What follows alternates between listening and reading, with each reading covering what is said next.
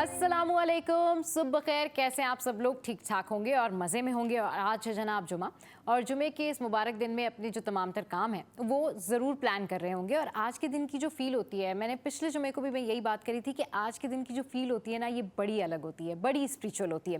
तो दिन का आगाज़ करते हैं अल्लाह के नाम से, ताकि हमारे तमाम तर काम जो हैं वो अच्छे से अंजाम पाएँ।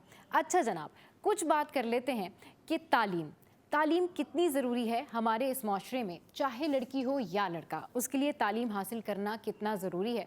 चाहे आप जॉब करते हों, चाहे आपके घर में कितने भी मसले हों, लेकिन कोशिश करें कि इल्म हासिल करें, कोशिश करें कि तालीम को हासिल करने की कोशिश करें। बहुत सारे ऐसे लोग होते हैं जिनके घरों में बहुत सारे मसले होते हैं।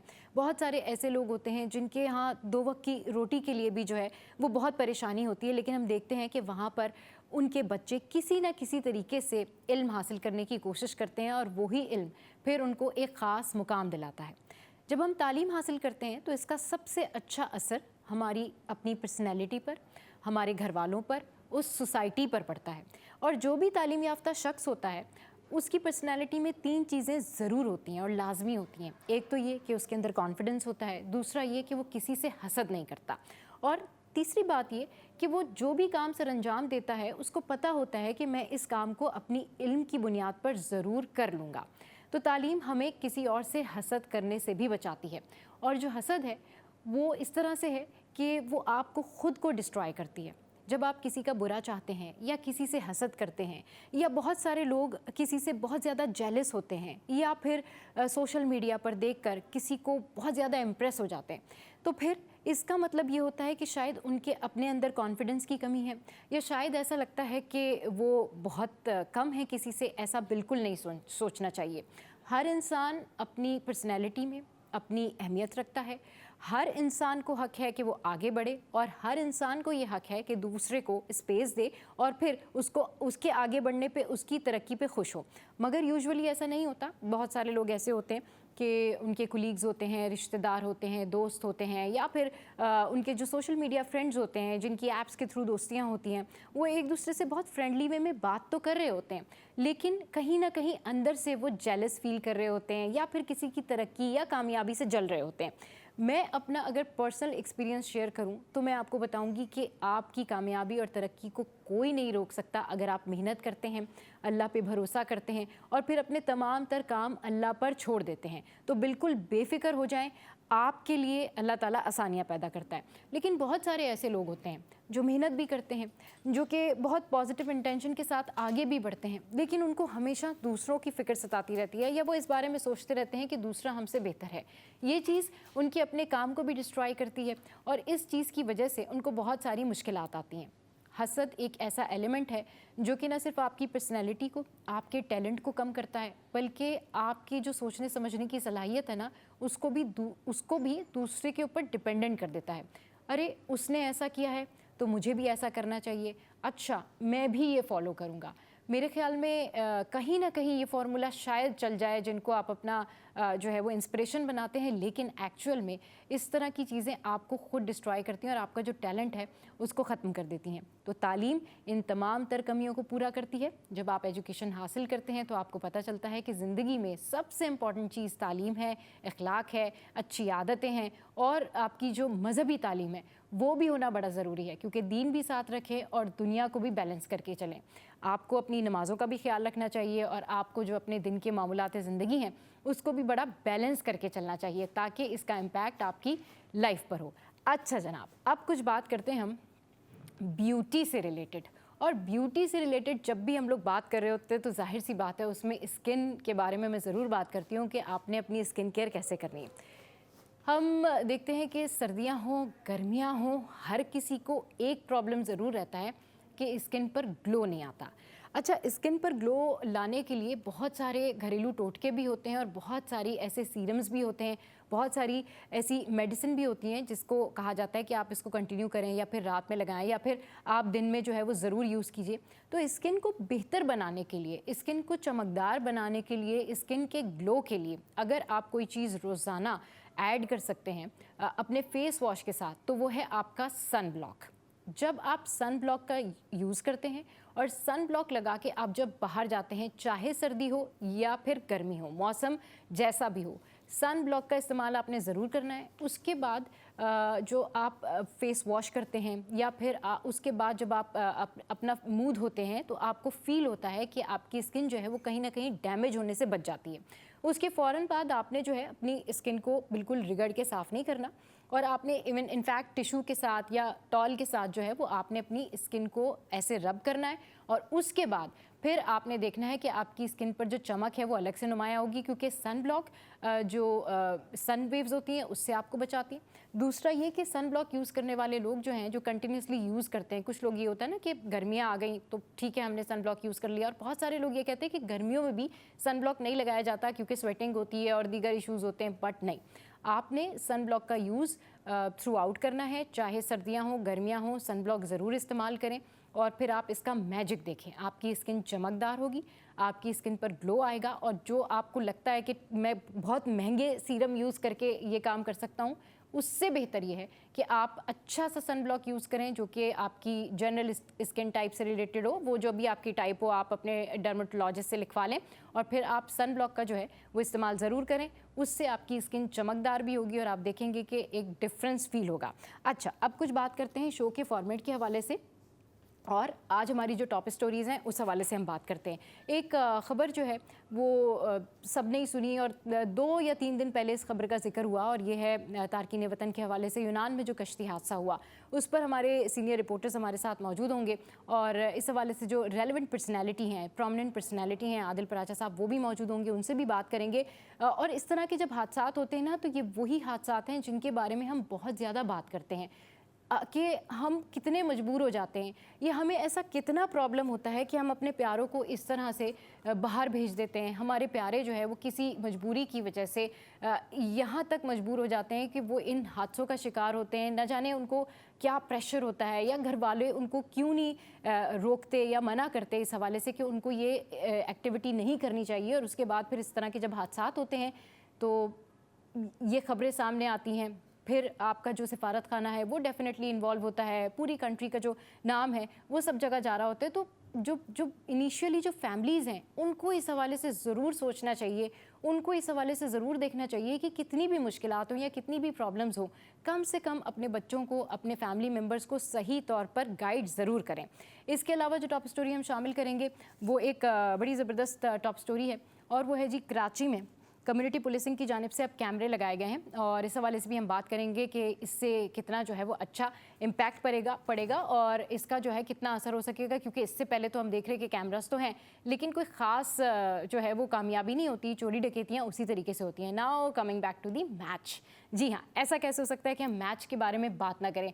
कल का match it was amazing match, और पाकिस्तान ने ये सीरीज़ जीत ली, और इसी के ऊपर chairman Pakistan cricket board Mohsin Naqvi साहब की जानिब से जनूबी अफ्रीका के ख़िलाफ़ दूसरा वनडे मैच और सीरीज़ जीतने पर कौमी क्रिकेट टीम को मुबारकबाद भी दी है, और उन्होंने बहुत सारी बेस्ट विशेस भी दी हैं, और उनकी जानिब से कहा गया है कि खिलाड़ियों ने टीम वर्क का मुजाहरा किया और आगे भी यही परफॉर्मेंस जो है वो एक्सपेक्ट करते हैं कि इसी तरह की परफॉर्मेंस चैंपियंस ट्रॉफी में भी दी जाएगी। तो हमारी जानिब से हमारी पूरी मॉर्निंग शो की टीम की जानिब से हमारी कौमी क्रिकेट टीम को बहुत सारी बेस्ट विशेस। और बाबर आजम, ऐसा लगा कि बाबर आजम जो है शायद वापस आ गए अपनी परफॉर्मेंस में, और अच्छी परफॉर्मेंस का मुजाहरा किया, स्टेबिलिटी का मुजाहरा किया, और जिस तरीके से हमारी टीम ने ये बैक टू बैक मैचेस जीते हैं, दिल खुश हो गया, अनबिलीवेबल। इस मैच के हवाले से भी मज़ीद बात करेंगे, लेकिन शो में यह वक्त तो एक ब्रेक के बाद जब वापस आएंगे तो फिर टॉप स्टोरीज शेयर करेंगे। हमारे सीनियर रिपोर्टर्स हमारे साथ होंगे, कहीं नहीं जाना आपने, हमारे साथ ही रहना है। Keep watching city at 10।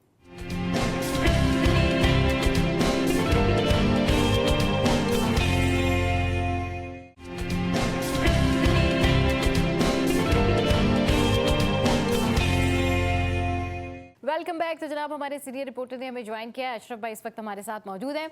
Ashraf भाई अस्सलाम वालेकुम, गुड मॉर्निंग, कैसे हैं आप? वालेकुम, क्या हाल चाल है आपके, ये बताएं। ठीक ठाक। अच्छा अशरफ भाई, सबसे पहले तो हमारी टीम जो है वो मैच जीत गई, बड़ी अच्छी बात है। थोड़ा सा इसके ऊपर ज़रा कमेंट कर दें, क्योंकि हर पाकिस्तानी जो है वो मैच को बड़ा पसंद करता है, हम क्रिकेट लविंग नेशन है। जी देखें, जो हमारी परफॉर्मेंस है हाँ। टीम की बहुत अच्छी जा रही है। बैटिंग में देखें तो मैं आजकल बहुत उसको साइम को बहुत देख रहा हूँ। अच्छा माशाल्लाह उसके जो 6 हैं। हाँ। और बाकी पूरी टीम ने मिलकर काम किया है, चाहे बैटिंग की बात करें, हाँ। बॉलर्स की बात करें, और स्ट्रेट जो है हमने 2 जो हैं मैचेस जीते हैं और सीरीज़ जीत ली है। और अगर हम देखें टीम वर्क के साथ ये हुआ है, और जो पीसीबी के चेयरमैन हैं उन्होंने भी उनको जो है मुबारकबाद दी है और कहा है कि ऐसे ही कंटिन्यू रखना है और टीम वर्क के साथ आगे बढ़ना है। लेकिन फ़र्क देखें आप बैटिंग लाइनअप के, मतलब आपको कोई भी चेस मिल रहा है, हाँ। वो इतना इजीली लेके जा रहे हैं कि प्लानिंग के साथ। हाँ। अभी लास्ट मैच मैंने देखा था तो उसमें जो साइम के साथ एक और है नसीर, उन्होंने बहुत अच्छा, और जो विनिंग 6 मारा था उन्होंने, सही। तो सारे प्लेयर खड़े हो गए थे। वो मैं मतलब एक पहले जो हम देखते थे अपने दौर में, जैसे शाहिद आफरीदी और दीगर थे, कि जब वो आके खेलते थे तो ग्राउंड में सबकी सांसें रुक जाती थी। बिल्कुल। तो अब यही हो रहा है कि अब जो प्लेयर है बिल्कुल न्यू है और न्यू जनरेशन है, अब उनको मौका मिला है तो वो फुल पावर के साथ आ रहे हैं। और साइम का तो ये आ रहा है कि वो ब्रायन लारा का भी रिकॉर्ड तोड़ने जा रहे हैं। बिल्कुल, साइम की तो क्या बात है, कोई उनको सईद अनवर से मिला रहा है और कोई जो है उनके नो लुक के बारे में बात करता है। जनाब मौसम का हाल जान लेते हैं, और मौसम का हाल बताने के लिए अक्सा ने हमें ज्वाइन किया है। अक्सा से पूछते हैं। अक्सा, अस्सलाम वालेकुम, गुड मॉर्निंग, कैसी हैं आप?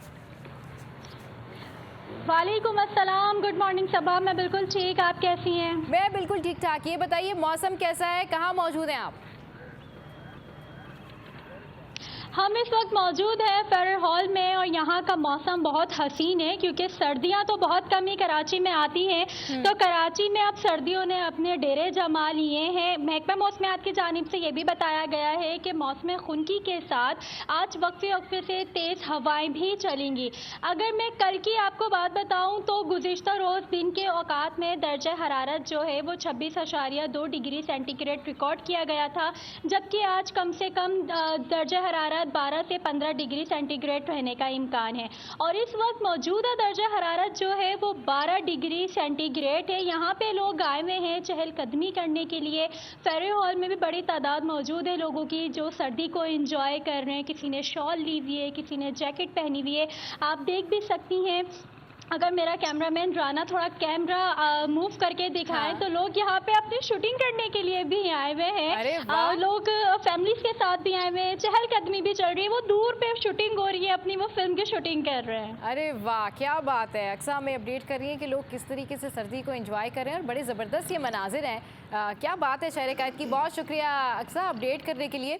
तो मौसम के हाल से हमें अक्सा जो है रही थी, और यही तो खूबसूरती है हमारे शहर की। मतलब कितनी भी मुश्किलात हों, लेकिन यही हम कहते हैं कि आपने फिट रहना है, मॉर्निंग वॉक करनी है, सुबह जाएं, अपने काम जल्दी जल्दी जो है उसको रैप अप करें। अभी हमें ज्वाइन किया है खुर्शीद भाई ने। अस्सलाम वालेकुम, गुड मॉर्निंग, कैसे हैं आप? सलाम, आप कैसी हैं? खैरियत से? बिल्कुल ठीक ठाक। अच्छा, टॉप स्टोरीज की जानिब बढ़ते हैं। अशरफ भाई, बात वही आ जाती है कि कितनी भी ना आप अच्छी बातें कर लें, लेकिन जब आप खबरें देखते हैं ना तो फिर आप कहते हैं कि जी अब तो थोड़ा सा मूड ऑफ हो ही जाएगा। और ऑब्वियसली एम.ए. जिन्ना रोड पर वाक़ कसीरुल मंजिला ये इमारत है जिसमें दूसरी दफ़ा फिर ये आग भड़क उठी, और इसके हवाले से फिर वो ही कहा गया कि जी इसकी तहकीकात कराई जाएं, जल्दी से ये तमाम तर जो है वो काम निपटा लिए जाएं, देखा जाए ये आग क्यों लगी। लेकिन इस तरह से कब तक चलता रहेगा? देखें, जो की पॉइंट है, हमने कई बार कहा है, जैसे मेयर कराची हो गए, हमने खबरें भी चलाई, आप किसी भी बिल्डिंग में चले जाएँ, फायर सेफ्टी के ऊपर हम लोग काम नहीं करते हैं, चाहे रिहायशी इमारतें हों, कमर्शियल इमारतें हों या तिजारती इमारतें हों।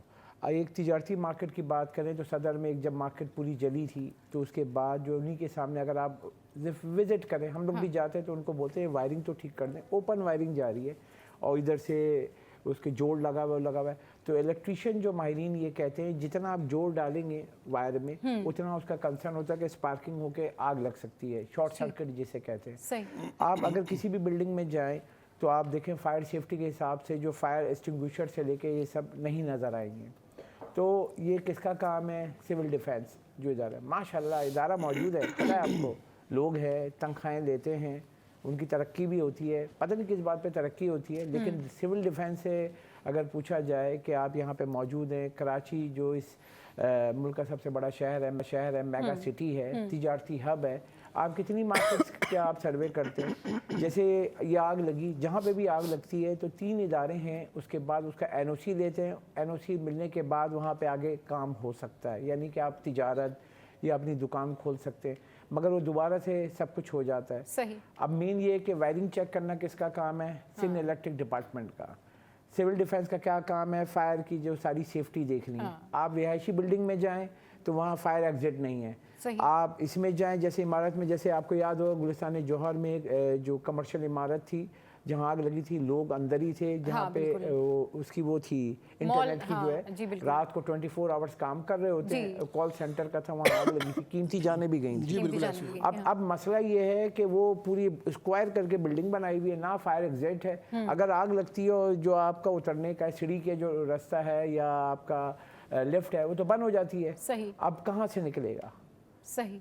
अब ये जो है, ये इदारे जो हैं माशाल्लाह से जो बनाए गए हैं और ये सेफ्टी के इन सब की क्या कर रहे हैं, क्योंकि आग जब लगती है, आपने देखा है नवंबर दिसंबर ये होता है सबसे ज़्यादा आग लगती है, आपको खबर है। बिल्कुल, हाँ। पूरे साल हम गुजरते हैं, वो छोटी मोटी तो आग लगती है, लेकिन नवंबर दिसंबर ये होता है कि जो मौसम चेंज होता है, तो कोई भी छोटा सा भी वो होता है तो उसकी वजह से खुनकी और ये सारा, क्योंकि खुश्क मौसम हो रहा होता है, तो उसकी वजह से, ड्राई वेदर की वजह से आपका शॉर्ट सर्किट या दीगर, और माशाल्लाह से हमारे यहाँ लोग ऐसे काम करते हैं, जैसे कि कॉटन का काम कर रहे हैं तो वहीं पे बैठ के सिगरेट पी रहे हैं, स्मोक कर रहे हैं, तो जला के फेंक देते। तो ये सेफ्टी होती है, हम सेफ्टी के ऊपर काम कभी नहीं करते हैं। जब तक हम काम नहीं करेंगे ये आपके सामने आता रहेगा। बहुत अच्छी बात की अशरफ भाई आपने कि सेफ्टी के ऊपर हम कभी काम नहीं करते।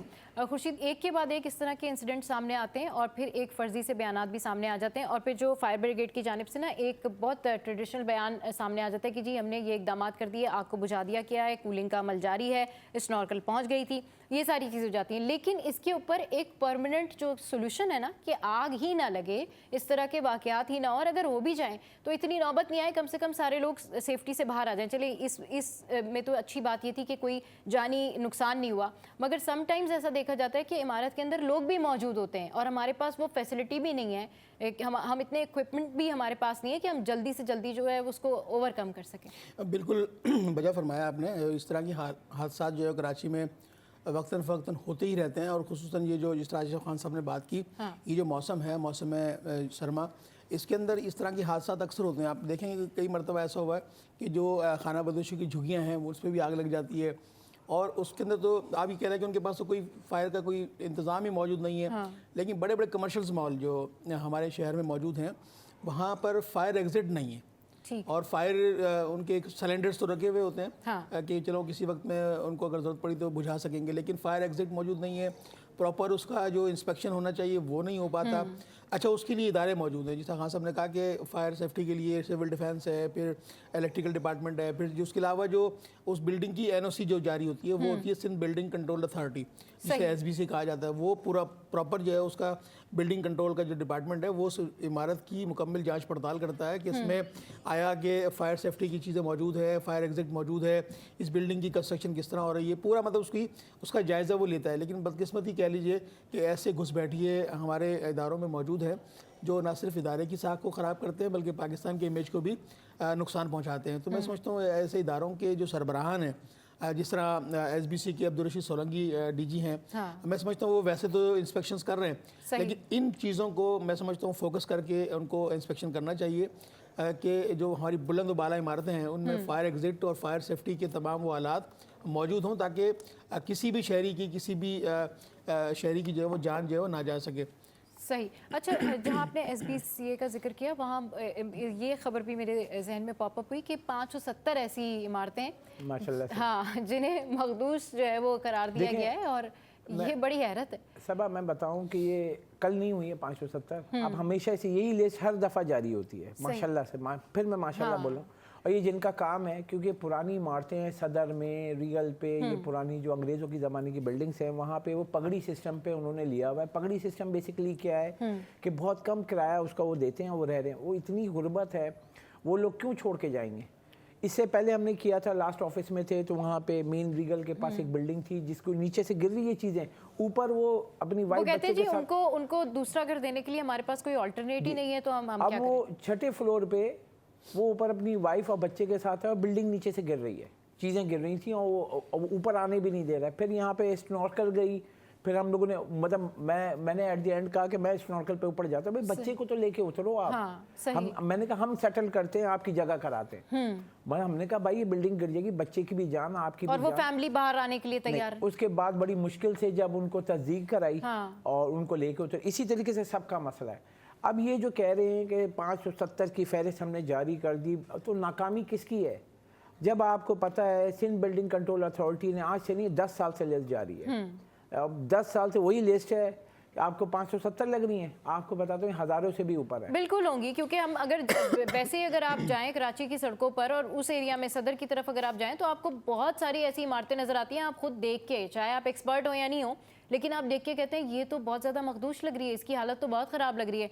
अशरफ भाई, ये फिर इसका परमानेंट हल क्यों नहीं निकालते? उन लोगों की जाके थोड़ा अवेयरनेस ही दे दें कि जान ज़्यादा प्यारी है, आप ये घर छोड़ें, ये आपकी जान ले सकती है ये इमारतें। देखिए, एक है आबाद association of builder end developer association ने यहाँ पे कराची की जो बोसीदा इमारतें हैं उनको ठीक करने के लिए एक मजबूत प्लान के प्रपोजल दिया था हुकूमत सिंध को। हाँ। फिर वफाकी हुकूमत को भी दिया था। उन्होंने कहा था कि हम इनको जो है दूसरी जगह मुंतकिल करेंगे किराए की जगह पे, और इस जगह को लेके हम दोबारा रीबिल्ड करते हैं। सही। अब देखें, कोई भी देखें, इट्स अ बिजनेस। हाँ। कोई भी कारोबार करना कि फ्री में तो कोई चीज़ नहीं मिलती है ना। देखिए, मैंने लोग बोलते हैं कि आपको ये चीज़ मिली, इस दुनिया में कोई चीज़ भी फ्री नहीं है। फ्री नहीं है। हाँ। अब उन्होंने क्या कहा कि हम इसको रीबिल्ड करेंगे। अगर ये 5 माले है तो हम इसको जो है बेसमेंट से उठा के इसको 15 माले लेके जाएंगे। इनके 5 माले का हम फ्लोर बना के इनको हम दे देंगे। बाकी ऊपर हम बना के जो हम खर्च करेंगे हम वो ऊपर वाले फ्लोर बना के दे। बहुत अच्छा प्रपोजल था। सही। और इससे जो इस शहर की ब्यूटी भी अच्छी होती, खूबसूरती में इजाफा होता, और जो बोसीदा इमारतें हैं वो गवर्नमेंट को कोई पैसे नहीं लगाने पड़ते। अब मसला ये है कि इसमें वो चलते हैं, इसमें सबके रिश्वत, तो बहुत सारी चीज़ें। तो अब वो जो कॉस्ट है बिल्डिंग की, एग्जाम्पल लेते हैं, वो कॉस्ट थी अगर 10 करोड़ रुपए की, वो बननी थी 10 करोड़ में। अब वो ये आ गए, वो आ गए, वो हो गई 20 करोड़ की, तो कौन लगाएगा? अब मसला ये है कि कोई इन्वेस्टमेंट करता है तो ये देखता है कि यहाँ पे मेरी ये जो मैंने इन्वेस्टमेंट की है वो आगे बिक जाएगी, क्योंकि पता चला हमने बनाना शुरू किया, कोई केस लेके पहुँच गया अदालत में, और बस वो 10-10 साल 20-20 साल, इसलिए लोग भी डरते हैं। अगर गवर्नमेंट की सपोर्ट होगी तो ये जो मखदूश इमारतें हैं और ये परेशान हैं, तो आबाद ने, मैं आपको बताऊं, बहुत अच्छा प्रपोजल दिया था। अच्छा। Rebuild of the old buildings, उसके ऊपर मैंने बहुत पहले भी ये खबर बहुत कई दफ़ा दी है। मेन ये क्योंकि देखने वाली नज़र, सोच वो नहीं है, क्योंकि अगर आप वर्किंग करना उनको बैठाएं।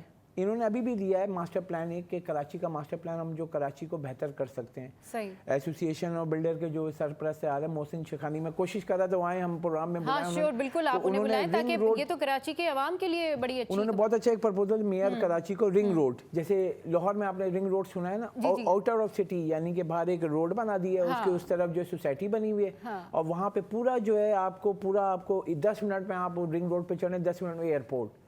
उसी तरीके से यहाँ कराची में आउट स्कर्ट पे आपको रिंग रोड बना के, रिंग रोड क्या है, रिंग की शक्ल में, आप जहाँ एग्जिट होना है आप एग्जिट हो जाए, उसके आसपास सोसाइटी बन जाए। बहुत अच्छा प्रपोजल है। और ये मास्टर प्लान के हिसाब से कराची को रीबिल्ड करके, यानी कि जो कच्ची आबादी है इसमें जो आ रही है सब खत्म करके पक्की आबादी करके वो रजिस्टर्ड हो जाएंगी। अब मसला ये है कि करे कौन। एक्चुअल में तो प्रॉब्लम यही कि करे कौन। प्लान भी दे दिए जाते हैं डेवलपमेंट के लिए, बहुत सारे जो है ना वो फंड्स भी दे दिए जाते हैं, लेकिन फिर इम्प्लीमेंट कुछ नहीं होता, फिर कुछ और कहीं और कहानी घूम जाती है। चले जी, अभी हम जानते हैं माल का हाल, और हियर वी गो नाउ। तो करेंसी रेट्स हैं, ये ऑस्ट्रेलियन डॉलर है 180, उसके बाद कैनेडियन डॉलर है 198, उसके बाद यूके पॉन्ड है 353, फिर सऊदी रियाल है 74, स्विस फ्रैंक है 314 और यूएस डॉलर 279। तो ये हैं आज के करेंसी रेट जो हमने आपके साथ में शेयर किए। अभी यहाँ वक्त तो एक ब्रेक का, ब्रेक के बाद जब वापस आएंगे तो मजीद टॉप स्टोरीज पे डिस्कशन करेंगे। Stay with us, keep watching city at 10।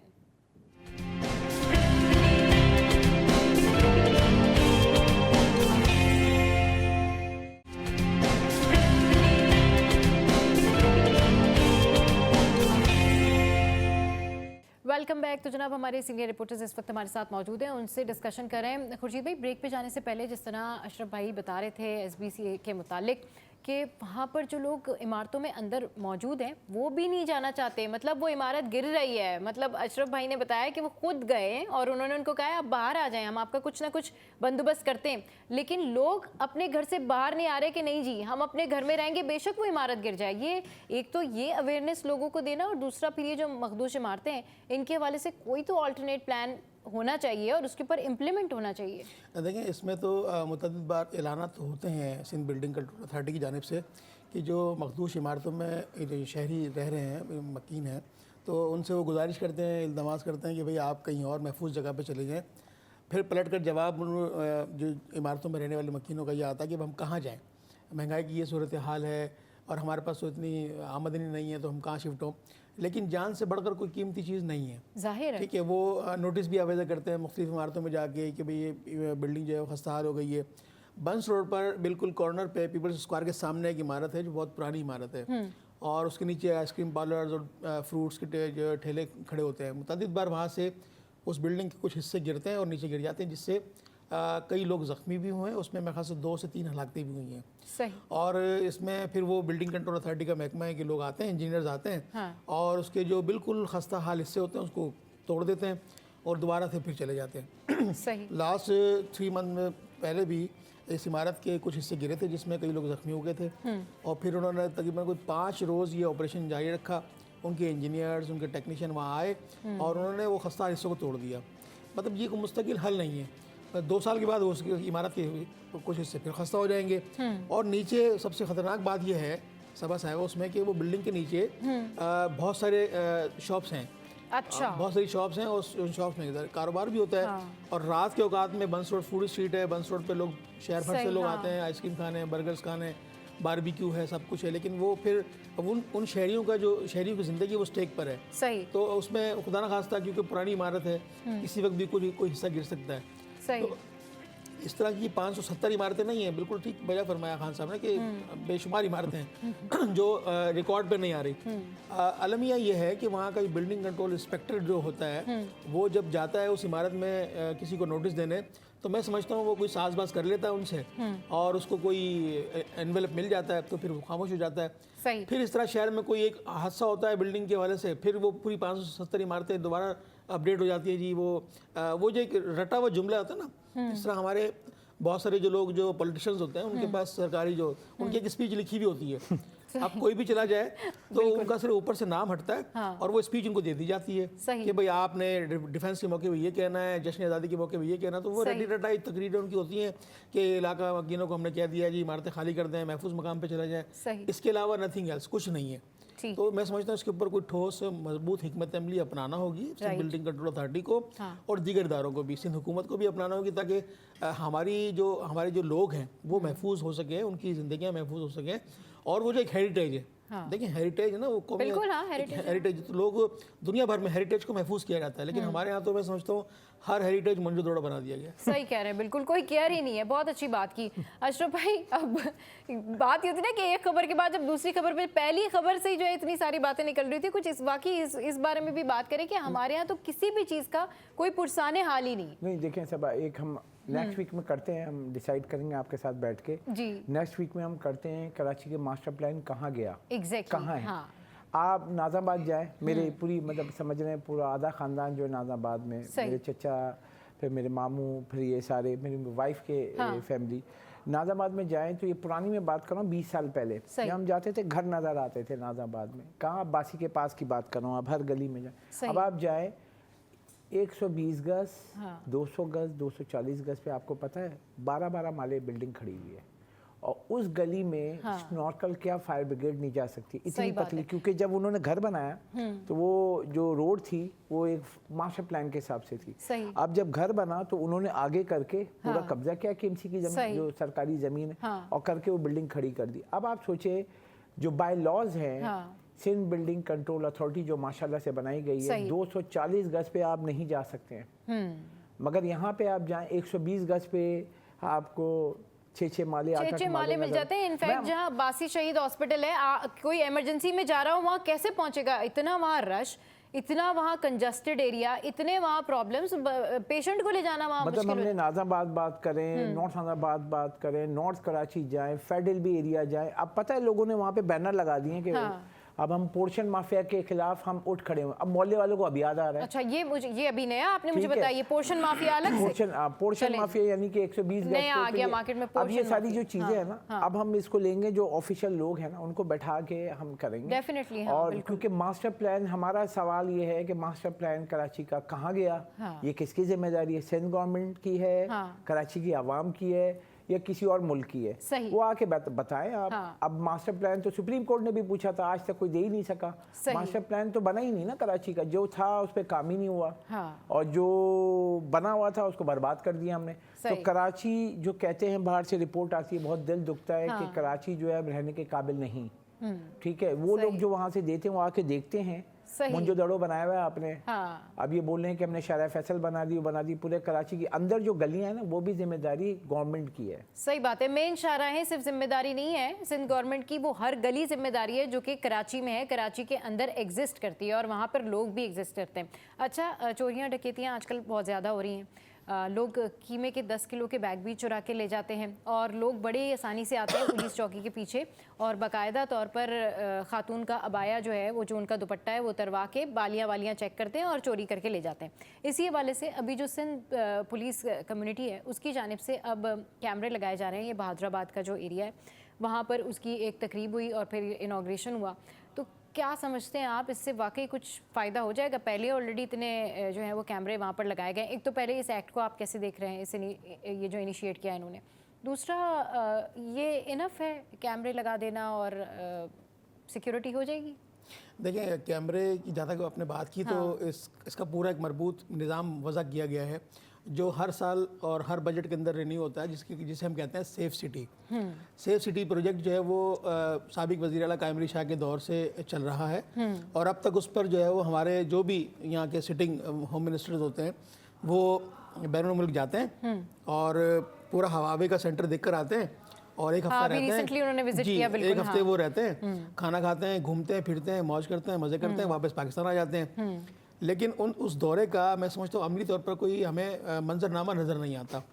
ठीक है, मंजरनामा इसलिए नज़र नहीं आता, वो खुर्शीद भाई देखें, उन्होंने भाई बयान जारी किया कि हम इस तरह की जो टेक्नोलॉजी है, इक्विपमेंट्स हैं, इसको इम्प्लीमेंट करने की कोशिश करेंगे, कराची शहर में भी ऐसे मंसूबे लेकर आएंगे और जो चीनी कंपनीज हैं वो बड़ा इंटरेस्टेड है यहाँ पर मुश्तरका तौर पर काम करने के लिए। बयान तो दिया है नहीं, बयान तो मैंने आपसे अर्ज किया कि बयान वो इनके पूरा सीक्वेंस के साथ उनके जुड़े हुए रहते हैं ना बयान, तो कि हम अमन चाहते हैं लेकिन अमन कायम करना कैसे, ये पूरा प्लान है। कि देखें, चाहिए का जो ग्राउंड है वो बहुत बड़ा है कि हम ये कर देंगे वो कर देंगे। बात ये कि अमली नमूना एमआईयू से हटकर अब जो ना अमली तौर पर नमूना पेश करना होगा हमें कि पूरे शहर में ये दंदनाते फिरते हैं स्ट्रीट क्रिमिनल्स, जिससे ना बच्चे महफूज हैं ना खवातीन महफूज हैं, खुद इनके अफसरान महफूज नहीं है। सही। तो ये गली और चौराहों पे जो पिकेट्स लगा के बैठे होते हैं रात के अंधेरे में, अगर कोई ताकुब कर ले और अगर वो सिविल ड्रेस के अंदर वो मोबाइल छीन रहा हो तो जब पकड़ा जाए तो बोले मैं एहलकार हूँ, मैं किसी ड्यूटी पर मामूर हूँ। तो भाई आप देखें ना कि इस तरह के जो ये अनासिर हैं जो पूरे इदारे को भी बदनाम करते हैं, तो भाई इस शहर में कौन महफूज कौन है मुझे बताएं। ना शहरी, ना बच्चे, ना महफूज हैं, कोई महफूज नहीं है। महफूज वो लोग हैं जो अपने साथ स्क्वाड लेके चलते हैं। नहीं, मैं बता, ठीक है, आईजी साहब महफूज हैं, बिल्कुल, वो सिक्योरिटी इदारे के लोग महफूज हैं, 6 मोबाइलें चल रही हैं। और आप सोचें कि जो वो गरीब आदमी हैं, इनके साथ हुआ, मेरे साथ अटेम्प्ट हुआ, इनके साथ तो लेके चले गए। देखें, जब वो आके चैम्बर मारता है ना, तो ये आपका दिमाग, मेंटल टॉर्चर। सही, बिल्कुल ठीक है। चैम्बर मारने का मतलब है कि वो आपकी जिंदगी लेने आया है। बिल्कुल, आप वहाँ बिल्कुल अनकॉन्शियस हो जाते हैं। 6 मोबाइलों के साथ आईजी साहब घूम रहे हैं, पुलिस चीफ घूम रहे हैं, उनको बोले ना बाइक, मैं आता हूँ मेरे साथ बाइक पे घूमे कराची में। आप कह रहे हैं कोई स्ट्रीट क्राइम नहीं हो रहा है। जिसका बच्चा, जिसका बेटा, जिसका शौहर अगर जाता है वो खानदान बर्बाद हो जाता है और वो आके फायर मारते हैं। और चलिए कैसे मार रहे हैं, आप 5 मोबाइलों के साथ घूम रहे हैं, शर्म नहीं आती है आपको? ये मैंने सिर्फ यहाँ नहीं, मैंने यहाँ जहाँ आते हैं मेरे ये इनसे सवाल करता हूँ। अब मेरा हक है, आवाम के पास जाता हूँ, आवाम मुझसे बोलते हैं, ताजिर मुझसे बोलते हैं, कहते हैं हमें जमा पूंजी जा रही है 50 लाख 60 लाख। कल आए थे ताजिर आपके सामने, उन्होंने क्या कहा कि पेमेंट थी, पेमेंट देने जा रहे थे, आए वो लूट के चले। अब 70 लाख रुपए कैसे पे करेगा, कितने लोगों के पैसे होंगे? ये पुलिस का काम है। सीसीटीवी मेरे कान पक गए हैं, सेफ सिटी प्रोजेक्ट। आप ये बताएं, तभी तो मैंने पूछा ना कि कितने कैमरे लगाएंगे, कितनी नहीं कैमरे क्या। देखें, एक हाई लेवल मीटिंग थी, मैं नहीं बताऊंगा कौन सी, उसमें हम लोग बैठे हुए थे। वहाँ बताया गया कि पुराने वजीर साहब थे वहाँ बैठे हुए थे, 10 साल पुरानी बात बोल रहा हूँ। वहाँ पे हाई लेवल के बहुत सारे हाई लेवल समझ जाए क्या है बिल्कुल, वो बैठे हुए थे। उसमें वहाँ बोला गया, जिसमें प्राइम मिनिस्टर भी थे, आर्मी चीफ भी थे। उसमें जो हमने वो खबर चलाई थी तो उसमें ये बोला गया कि सर सेफ सिटी के लिए 10,000 कैमरे, कितने 10,000 कैमरे जो है सेफ सिटी कराची में लगाने हैं। तो वहाँ एक और सिक्योरिटी का हेड था, उसने आगे होके मतलब मैं था उस मीटिंग में और मैं एज अ बिजनेसमैन बन के मुझे ले गए थे। तो उन्होंने वो बोला कि सेफ सिटी के लिए 10,000 कैमरे क्या मतलब मीडिया को देने के लिए आप लगाएंगे? अब आप सोचिए कि सोच उनकी, मतलब उन्होंने कहा जब तक क्विक रिस्पांस टीम नहीं होगी सेफ सिटी कैमरे कुछ नहीं होंगे। आप कितने भी कैमरे लगा लें, आप कुछ भी कर लें, आपको quick response team, instant action की जरूरत है कि जैसे ही आपको पता लगता है कि कहीं इस तरह की वारदात हुई, आप फौरन एक्शन में जाएं और है मोबाइल मदद करें लोगों की जाके। 10 दिन पहले मैंने 15 फोन किया कि वो जो नहीं घूम रहे होते हैं मतलब वो नशेई इलाके में, तो मेरे घर के पास गुलशन पे वो पोल को जो है वो काट रहे थे। पोल का नहीं है, पोल के साइड में एक लोहे का जो होता है उसको काट रहे थे। अब देखें मेरा क्या काम है, 15 पे मैंने फ़ोन किया कि आ जाए, तो कह रहे हैं कि आप वहीं खड़े रहें। अब भाई मैं बता रहा हूँ आप आ जाएं, तो मैंने कहा मैं थोड़ी देर खड़ा रहा, गाड़ी में था कि मैंने कहा वो आ जाएगी, वो नहीं आई। जब मैं निकल गया तो कह रहे हैं आप कहाँ हैं, हम पहुँच गए। और मैंने कहा भाई वो कॉन्टिनेंटल बेकरी है, मोची मोड़ के सामने जो है वहाँ पे वो काट रहा है, वो बैठे हुए हैं। कह रहे नहीं आप क्यों चले गए? अब आप सोचें क्विक रिस्पांस टीम का ये है कि मैंने अपना काम कर दिया एज अ शहरी, ठीक है, मैं निहत्ता हूँ, मेरे पास कोई असला नहीं है, उसके पास कुछ भी निकल सकता है, मैं अपनी जान पे थोड़ी खेलूंगा भाई। सही कह रहे हैं, बिल्कुल इम्प्लीमेंट करने की ज़रूरत है। और जो हमारे शहर की सिचुएशन है इसके ऊपर हमें क्विक रिस्पांस टीम की ज़रूरत है। कैमरे लगा लें, सिक्योरिटी कर दें, फ़ायदा ही नहीं है ना जब कोई आपको आए और बड़े मज़े से लूट के चला जाए। खैर, हमारे सीनियर रिपोर्टर्स हमारे साथ मौजूद है, आपका शुक्रिया। अब बढ़ते हैं हम कुछ आज के भाव की जानिब और देख लेते हैं कि आज सब्जियों के रेट्स जो हैं वो क्या हैं। टमाटर है 150 और फिर आलू है 69, उसके बाद आगे लहसुन जो है वो है 690, फिर अदरक जो है वो 288, फिर उसके बाद गाजर जो है वो है 58 और तुरई है 58। देन वी हैव लौकी, ये भी 58 और उसके बाद फूल गोभी के रेट्स हैं 81 और उसके बाद खीरा 35। Now what is next? अच्छा जी, भिंडी जो है वो 207 और प्याज जो है वो 104। तो ये तो हैं जनाब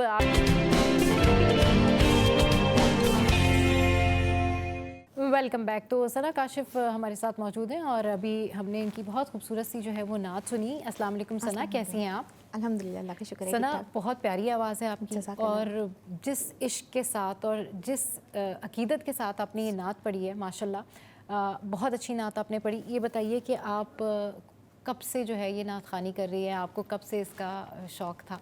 ये बचपन से ही शौक़ है। हाँ। और पहले तो स्कूल लेवल पे कंपटीशन वगैरह में हिस्सा लिया जाता था, तो पढ़ी जाती थी। सही। फिर ये कि आहिस्ता आहिस्ता और ये शौक़ जो है ना तकरीबन बहुत जुनून बन गया। अच्छा। तो ये कि मैं फिर पढ़ती ही रहती हूँ। और अल्हम्दुलिल्लाह ये कि मैरिड के बाद भी मेरे हस्बैंड जो हैं वो सपोर्टेड हैं कि उन्होंने भी मुझे ये कि मना नहीं किया कि बस यहाँ तक ही सिलसिला है, अपना शौक़ अपना जारी रखा अल्हम्दुलिल्लाह। नहीं, बिल्कुल बहुत अच्छी आपने जो है वो नात पढ़ी और आपकी आवाज़ भी बहुत अच्छी है। अच्छा, ये बताइएगा सना कि जो और नात ख़ां हैं जो कि बहुत अच्छी आवाज़ है लोगों की और वो चाहते हैं कि वो नात ख़ानी करें या नाते पढ़ें, उनके लिए आप क्या मैसेज देना चाहेंगी? क्या आप उनको बताना चाहेंगी, क्या गाइडेंस देना चाहेंगी कि वो भी इसको जो है वो बाकायदा तौर पर पढ़ें और सीखें?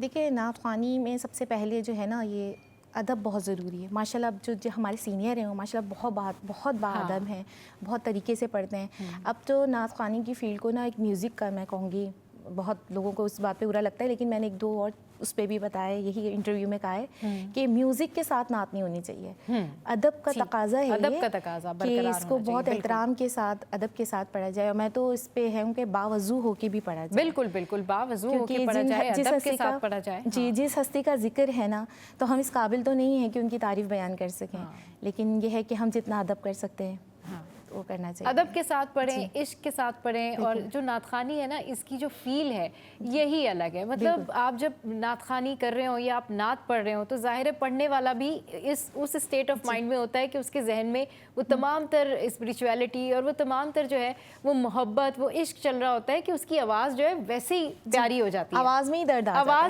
आ जाता है। आपको वैसे ही पता लग जाता है कि आपके अंदर से जो है ना वो एक फील आ रही होती है। अच्छा, ये बताएं कि अब जाहिर सी बात है, आपने जैसे बताया कि स्कूल में भी आपको कंपटीशन, नात ख़ानी के कंपटीशन में आप हिस्सा लेती थी, तो उसके बाद फिर क्या कॉलेज लेवल पर भी फिर आपने नात ख़ानी की? और फिर उसके बाद कॉलेज में ये है कि मैं इतना नहीं कर सकी। कॉलेज में थोड़ा स्टडी की तरफ ज़्यादा माइंड हो गया था। सही। और ये है कि कुछ फिर ये कि शादी भी जल्दी हो गई थी। अच्छा। तो इस वजह से इतना फिर थोड़ा टाइम यानी 3-4 साल 5 साल का ब्रेक हुआ। हाँ। उसके बाद दोबारा कंटिन्यू किया है मैंने। अच्छा जी जी ठीक है। अच्छा तो ये फिर पहली नात याद है, कौन सी पहली नात आपने पढ़ी थी?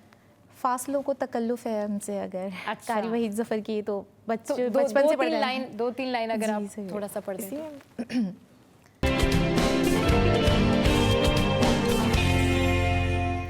Welcome back. तो इंतहाई अहम मौजू जिसके ऊपर हम डिस्कशन करेंगे और हमारे गेस्ट ने इस हवाले से हमें ज्वाइन किया है, और ये है क्या औरत का हक सिर्फ 2 वक्त की रोटी ही है?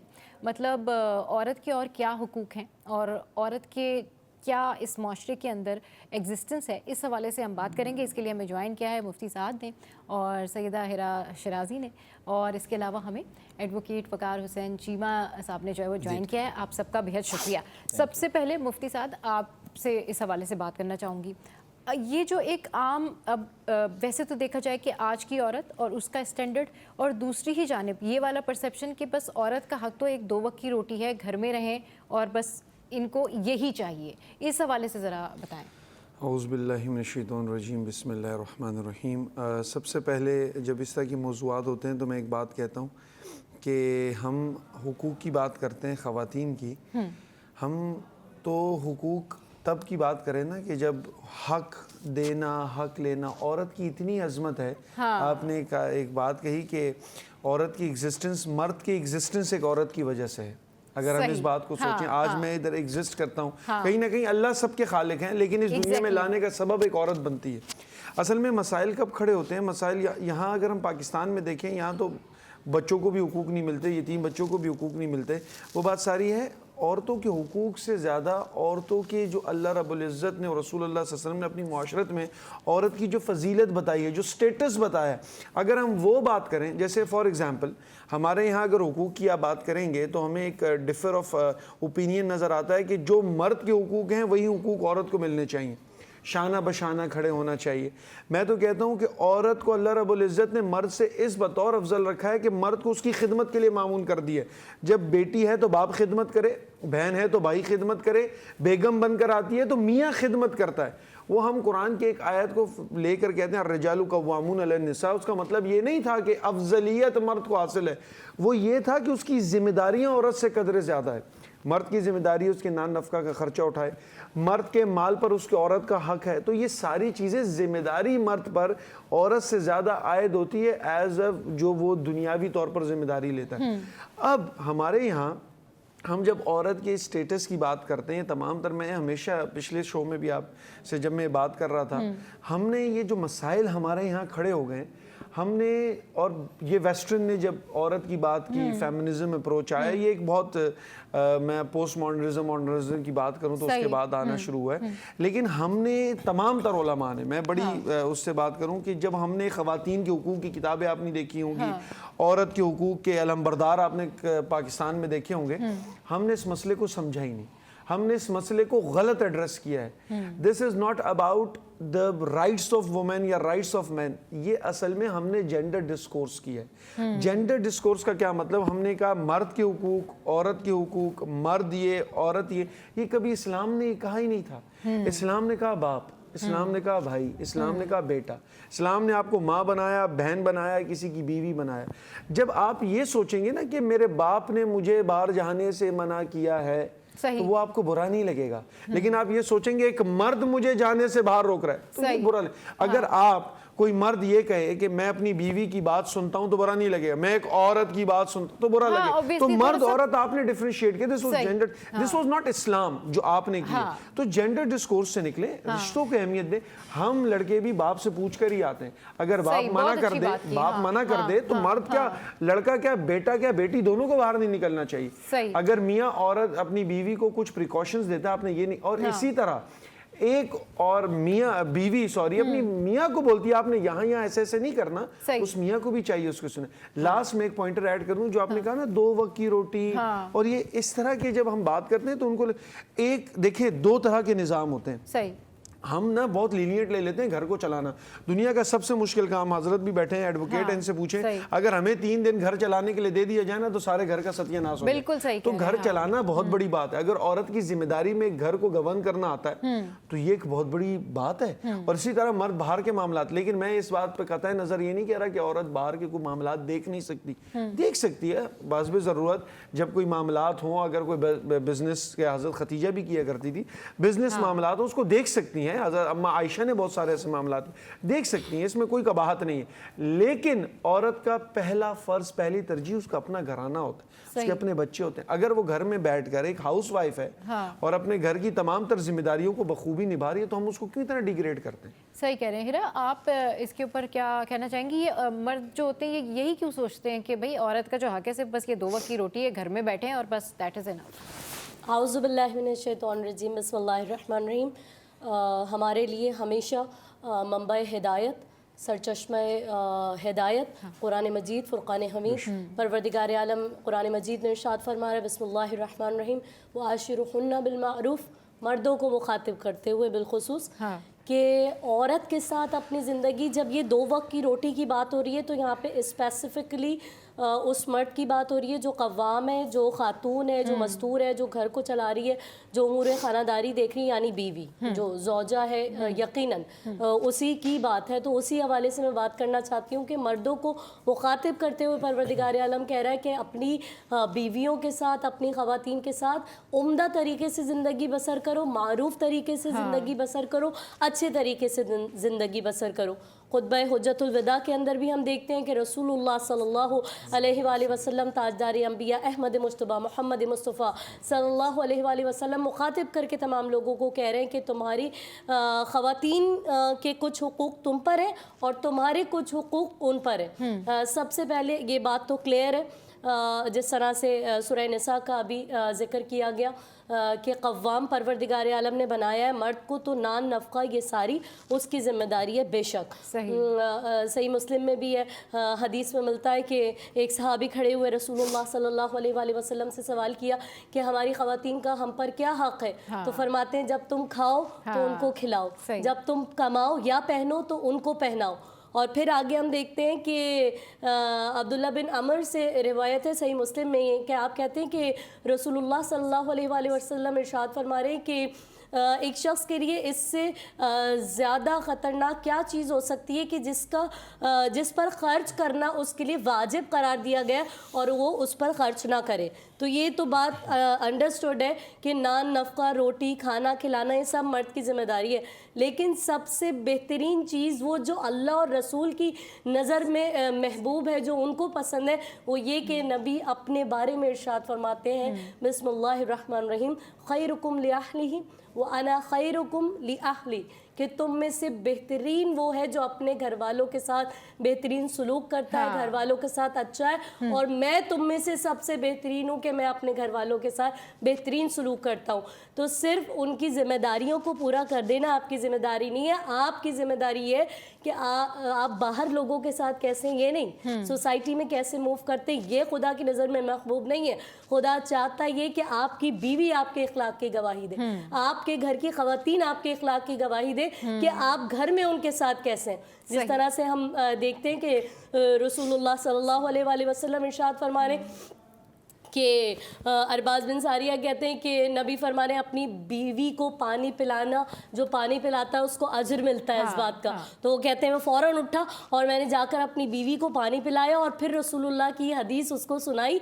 तो यानी ये मोहब्बत और प्यार के जो रिश्ते हैं हम देखते हैं कि नबी की ज़िंदगी में हम देख रहे हैं कि सीरत की किताबें कहती हैं हमारे नबी इतने रऊफ़ुर रहीम थे कि आपने कभी किसी खादिम को, किसी औरत को मारा पीटा नहीं, आपने कभी अपनी सवारी को भी ताजियाना नहीं मारा। यानी आप इमेजिन करें, सवारी को भी ताजियाना नहीं मारा। जब आप इस दुनिया से रुखसत होने लगे तो कहा कि अगर किसी का मुझ पर कोई हक बनता है तो मुझसे ले ले। एक शख्स खड़ा हुआ कहता है या रसूलल्लाह हम फला फला सफ़र में जा रहे थे, फला जंग में आप अपनी सवारी को ताजियाना मार रहे थे, वो ताजियाना गलती से मुझे लग गया, मुझे उसका बदला चाहिए। हक देने वाले का नाम मोहम्मद मुस्तफ़ा है और आज मोहम्मदी वही है जो हक देना जानता हो, चाहे वो बीवी का हक हो, माँ का हक हो, बेटी का हक हो, या हमारे सराउंडिंग्स में जितने भी लोग हो उनका हक हो। तो आप कह सकते थे मैंने तो कभी अपनी सवारी को भी ताजियाना नहीं मारा, तुझे कैसे लग गया ना मारा जाने वाला ताजियाना? फ़ौरन ताजियाना मंगाया। वो कहते हैं या रसूलल्लाह जब आपने मुझे ताजियाना मारा था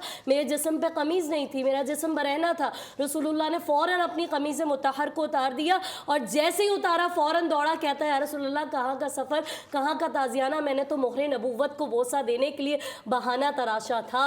जिनके मोहरे नबूवत को बोसा देने के, जो काबा कौसैन और अदना की मंजिल पर फाइज हैं, जो रहमतुल लिल आलमीन है, जो दू बदू खुदा से गुफ्तगू कर रहे हैं, वो घर में अपनी ज़ौजा के साथ हाथ बटाते हुए नजर आते हैं। अज़वाज मुताहरात से पूछा जाता था नबी घर में क्या करते हैं? काम भी करवाए। क्या इसका मतलब ये कि अज़वाज मुताहरात काम नहीं करती थी? नहीं, वो बॉन्डिंग डेवलप करना चाहते थे। उसकी बेहतरीन मिसाल कि एक खातून अगर अकेली काम कर रही है तो उसके साथ अगर कोई हेल्प करता है तो ये उसके लिए मावन साबित होता है, बॉन्डिंग हो जाती है, एक बेहतरीन रिश्ता, एक ताल्लुक जाहिर करने के लिए। सही। अच्छा वकार भाई, जिस तरीके से अभी हम ये डिस्कशन कर रहे हैं, हिरा ने बड़ी खूबसूरत बात की।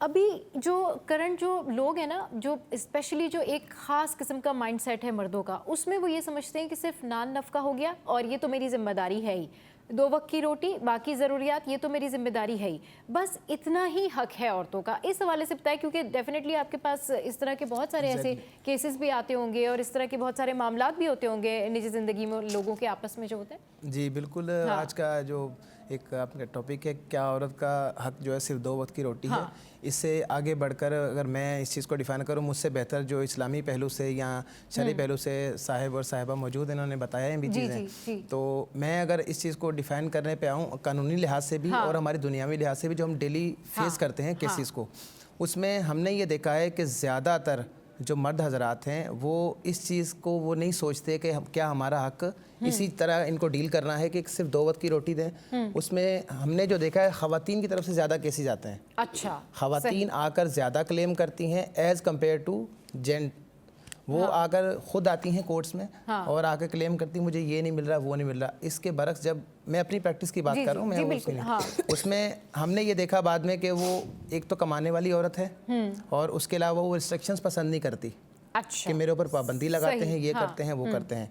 मर्द तो अपने तय सारी कोशिशें करने को तैयार है। इवन हमारे इसमें फैमिली केस के अंदर एक स्टेज होती है जिसको प्री ट्रायल का हमारे यहाँ नाम दिया जाता है। अच्छा। तो प्री ट्रायल में जज की कोशिश होती है आर्बिट्रेशन करने की कि इनकी रिकनसाइल करवाया जाए। अगर कोई कंडीशन जायज़ औरत बोल रही है तो उसको वो फुलफिल कर दे, ख्वाह वो मकान सेपरेट वो रहना चाहे, उसकी ख्वाहिश जाहिर करती है, वो बोलती है मुझे महीने का इतना चाहिए, मुझे ये चाहिए, मुझे वो चाहिए। हमने यहाँ पर फैमिली कोर्ट्स के अंदर मर्दों को औरतों के लिए जेल जाते हुए देखा है, फ़कत इसलिए कि वो कंपनसेट नहीं कर रहा, वो उसको उसके खर्चात पूरे नहीं कर रहा। वो ये जो बात है 2 वक्त की रोटी वाली, उससे बढ़कर हम मेडिकल की मद में उसको चीज़ें मिलती हैं, अलग से उसका अलाउंस मिलता है। एजुकेशन अगर वो पढ़ रही है तो वो बोलती मैं एमए कर रही हूँ, मेरा शौहर ने मुझसे वादा किया था शादी से पहले कि मुझे पढ़ाएगा, तो उसके भी अलग से पैसे हैं। बच्चे की कफालत है, साथ में बच्चा है, उसके अलग से पैसे हैं। इन केस अगर वो नहीं दे पा रहा तो उसको जेल भी जाते हुए देखा। 3-3, 4-4 साल की सजाएं बच्चों के लिए, अपनी औरत के लिए बंदा जेल जा रहा है। और फिर वहाँ पर जाकर अगर उसको कोई वो जॉब, अंदर जेल में भी तो मजदूरी होती है ना, 600 रुपये मिलते हैं 700-800 काम के लिहाज से, तो वो फिर अंदर से फिर इनको पे किया जाता है। अच्छा, इस लिहाज से जो मगरबी अगर दुनिया को देखा जाए, मैं समझता हूँ पाकिस्तान में हमारे दीन इस्लाम में ख़ास तौर पर इस चीज़ को, औरत को बहुत बरतरी हासिल है। अल्लाह ताला ने औरत को बहुत सारी, हमारे नबी ने जो तालीमात हमें दी हैं उसमें औरत को हमेशा उन्होंने अपनी बराबरी के लिहाज से उनको वो तालीमात दी कि इनको बराबर रखा जाए। अच्छा, वहाँ पर मगरबी दुनिया में औरत को जिस तरीके से वो एक ढोंग करते हैं, दिखाते हैं कि हमारे यहाँ इतनी वुमेन एम्पावरमेंट है, उस हिसाब से वहाँ पर है नहीं। सही, यहाँ पर प्रैक्टिकली दीन इस्लाम में, शरई में और हमारे फैमिली कवानीन आप उठाकर देख लें, और औरत को, जो आप ये मगरिब की बात कर रहे हैं, ये मगरिब की दुनिया की बात कर रहे हैं, इसमें तो जो मगरिब की औरत है वो खुद हमारी मिसालें देती है कि जी देखें आपने, इस्लाम ने जो है वो कितने राइट्स दिए हुए हैं। अगर आप हमारे इस्लाम की बात करें तो उसमें औरतों के तो बहुत ज़्यादा राइट्स हैं। तो डिस्कशन को कंटिन्यू करेंगे, लेकिन प्रोग्राम में यह वक्त है ब्रेक का। ब्रेक के बाद जब वापस आएंगे तो इस पर मज़ीद रोशनी डालेंगे।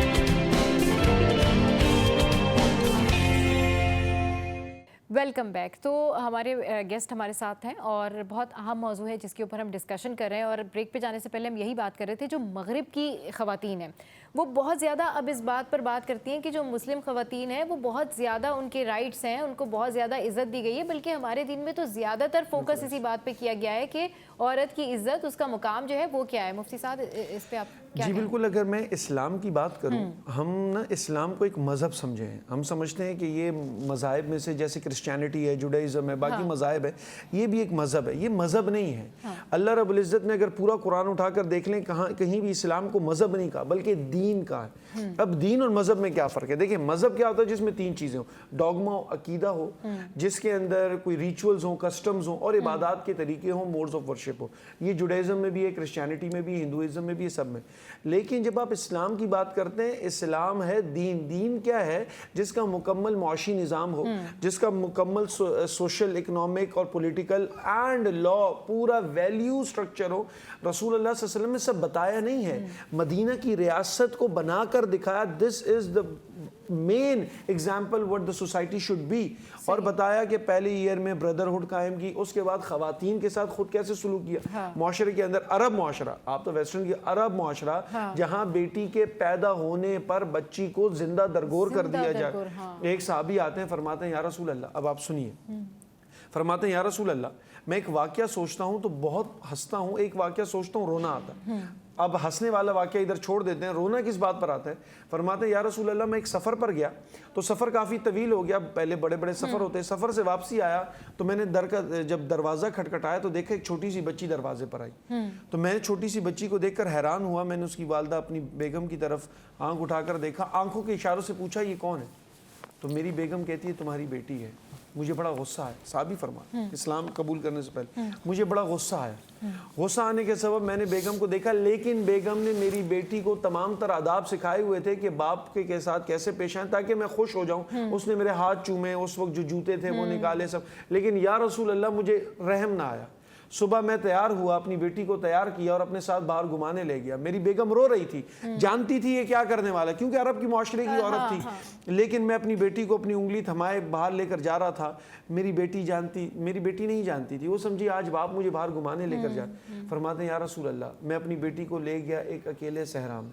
वहाँ जाके मैं खड्डा खोदता रहा, खड्डा खोदा तो मेरी बेटी मुझे देख रही थी और इतने में मेरी बेटी गायब हो गई। मैं समझा शायद बेटी को मालूम हो गया मैं क्या करने वाला हूँ। इरादे से वाकिफ हो गई, डर गई।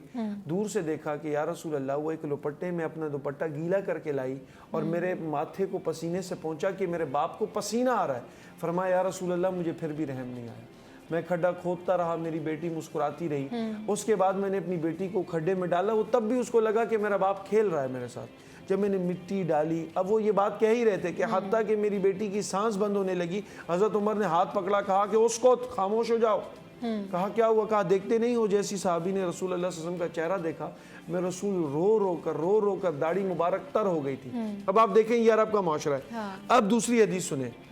रसूल फरमाते हैं जिसकी 2 बेटियां हों, पहले फरमाया 3 बेटियां हों, उनकी सही तरह तरबियत करे, पढ़ाए लिखाए तरबियत करे, अच्छी जगह शादी कर दे। क़यामत के दिन मेरे साथ ऐसे होगा जैसे मेरी 2 उंगलियां। अब इतने में एक साहबी खड़े होते हैं, फरमाते हैं या रसूल अल्लाह, मेरी 2 बेटियां हैं। तो कहा तुम भी ऐसे ही होगे। एक साहबी खड़े होते हैं, फरमाया या रसूल अल्लाह, मेरी तो 1 बेटी है। कहा तुम भी मेरे साथ ऐसे होगे। बात गौर करने की है, जहां अरब माशरे पर बेटी पैदा होने पर जिंदा दरगोर होती थी, अब हर सहाबी तमन्ना ये कर रहे हैं कि काश मेरी बेटी हो, काश मेरी ज़्यादा। और रसूल अल्लाह सल्लल्लाहु अलैहि वसल्लम की अपनी 4 बेटियां।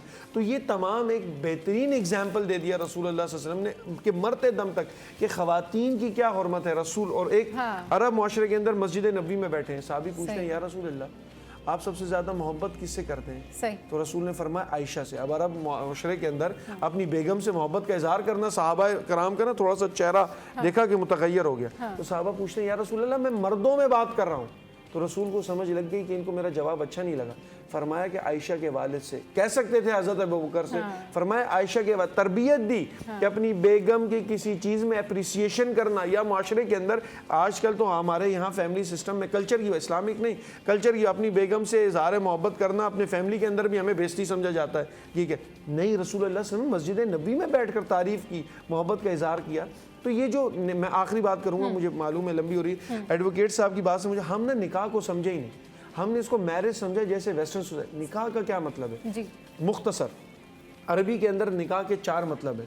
जब बारिश की पहली बूंद ज़मीन पर गिरती है ना और ज़मीन अपने अंदर पानी को जज़ब कर लेती है, उसको निकाह कहते हैं अरबी के अंदर। जब पेड़ से शाख निकले और शाख से पत्ते, उसको लफ्ज़ निकाह कहते हैं। जब पलकों के ऊपर नींद आ जाए और बिल्कुल इंसान सो जाए, उसको निकाह कहते हैं। मतलब क्या है, जब औरत मर्द का दुख एक हो, खुशी एक हो, सुख एक हो, तमाम तर कमा मर्द रहा है, औरत भी, उसके तमाम तर मामलात एक जैसे हो जाएं। ये नहीं कि मियाँ नाराज़ है तो औरत खुश घूम रही है, दोनों ऐसे ही हो, औरत को तकलीफ हो, मर्द को महसूस। इसको इस्लाम में निकाह कहते हैं। ये एक शादी दूसरे का दुख दर्द जो है वो साझा ही होना चाहिए। हिरा, आप इसके ऊपर क्या कहना चाहेंगी, क्योंकि हम इतनी खूबसूरत यहाँ पर डिस्कशन कर रहे हैं कि हमारे दीन ने औरतों को बहुत हुकूक दिए हैं, बहुत राइट्स दिए हैं। बिल्कुल, मैं अपने भाई की बात को ही कंटिन्यू करना चाहती हूँ।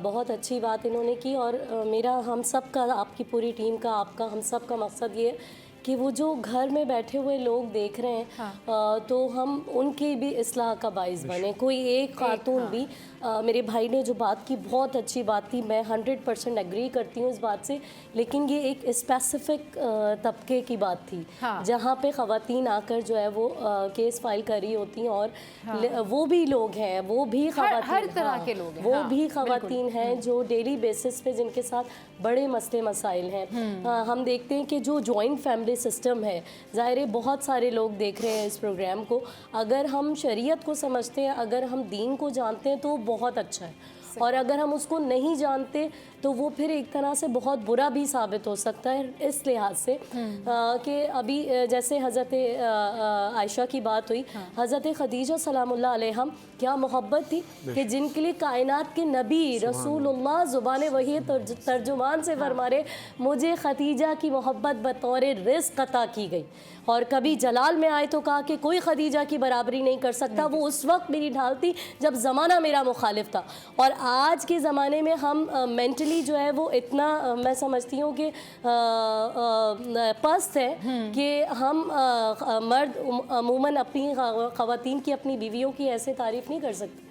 वो कायनात के नबी सबके सामने तारीफ़ कर रहे। हमारे यहाँ आज भी ऐप समझा जाता है किसी में हिम्मत जो लोगों के सामने अपनी बीवी की तारीफ़ करे, और अगर कर भी दे, अगर उसकी बीवी, वैसे तो हर बीवी इस काबिल होती है कि वो कुर्बानी देती है, आपका घर संभालती है, आपकी नस्ल को तैयार करती है, लेकिन कोई कर भी देता है ना तारीफ़, तो आप यकीन करें कि लोगों से हज़म नहीं होती। लोग किस किस तरह के अलक़ाबात उन लोगों के लिए इस्तेमाल करते हैं जो अपनी बीवी की तारीफ़ लोगों में बैठ कर दें, क्या क्या अल्फाज कहे जाते हैं, आप मुझसे बेहतर जानती हैं। कॉलर ने हमें ज्वाइन किया है, उसके बाद फिर कंटिन्यू करते हैं। अस्सलाम वालेकुम, कौन बात करे, कहाँ से? वालेकुम सलाम, शाहरुख कॉल कर रहा हूँ सीपीयू से। कैसी हैं आप, खैरियत से? जी बिल्कुल ठीक ठाक। जी क्या कहेंगे, क्या कहना चाहेंगे? मैं मुफ्ती साहब से बात करना चाहता हूँ। जी जी बिल्कुल, आप उनसे बात करवा देंगी? मुखातिब करना चाहता हूँ। मुफ्ती साहब। अस्सलाम वालेकुम हज़रत। वालेकुम सलाम साहब, कैसे हो, खैरियत से हो, ठीक ठाक हो? अल्हम्दुलिल्लाह अल्हम्दुलिल्लाह। बढ़िया, आपका दोस्त बात कर रहा हूँ। शाहरुख, तबीयत सही है? अल्हम्दुलिल्लाह, अल्लाह का एहसान। बड़ी माशाल्लाह, काफ़ी आपका जो सफ़र था जो तालीमात की तरफ, और मुझे बड़ा अच्छा लगा देख के, और आप अक्सर व बेशतर आते रहते हो, तो बस मैंने वैसे ही आपको देखा टेलीविज़न पर बैठा हुआ था, मैंने बोला भाई से हाल वाल भी कर लूँ। और तबीयत सही, खैरियत से आप? अल्हम्दुलिल्लाह, अल्लाह का एहसान। बस यही कहना था अपना, अल्लाह आपको सेहत तंदुरुस्ती तवानाई दे, और अपना बहुत ख्याल रखो दोस्त। आमीन। चले जी, शाहरुख बात करते कराची से। हिरा आप कंटिन्यू करिए। मैं हज़रत खदीजा सलामुल्लाह अलैहा की जिस तरह से हम देखते हैं कि नबी की इतनी मोहब्बत थी कि वो जब दुनिया से रुखसत भी हो गई, काफ़ी अरसा हो गया, न सिर्फ खातून से बल्कि उसके घर वालों से उससे सुलूक करना, उसकी सहेलियों से, ये रसूलुल्लाह सल्लल्लाहु अलैहि वसल्लम का रूटीन रहा कि जब आप कोई बकरा ज़िबा कर रहे हैं, जब आप कुछ बाँट रहे हैं, लोगों में तकसीम कर रहे हैं, जैसे एक मरतबा जनाब हाला जो हज़रत खदीजा सलामुल्लाह अलैहा की बहन है, उन्होंने आपकी खिदमत में आने की इजाज़त तलब की, तो आप फरमाते हैं बिल्कुल खदीजा की तरह इजाज़त मांगी है। तो रश किया जनाब आयशा ने इस बात पर, कहा कि कितना अरसा गुजर गया उनको इस दुनिया से पर्दा फरमाए हुए, लेकिन वो जोश मोहब्बत, वो मवद्दत, वो उल्फत, वो अभी तक जो है रसूलुल्लाह सल्लल्लाहु अलैहि वसल्लम की ज़ात मुक़द्दस में वो देख रही हैं। और आपकी सहेलियों को भिजवाया करते थे, गोश्त तकसीम किया करते थे, आपके अहलो अयाल जमाल का, तो उनका भी जो है वो ख्याल रखना चाहिए। और जिस तरह से कहा गया कि मैं सबसे ज़्यादा मोहब्बत करता हूँ, सबके सामने इजहार किया, तो एक ख़ातून इस बात को डिज़र्व करती है कि आप सबके सामने, ये जो घर का निज़ाम है ना, वो आपकी डॉक्टरेट की डिग्री से, आपकी किसी भी अच्छी सी डिग्री से नहीं चलेगा, वो इजहार मोहब्बत से, इजहार उल्फत से, इजहार प्यार से चलेगा, ताकि वो एक म्यूचुअल अंडरस्टैंडिंग के साथ वो सारा मामला चले।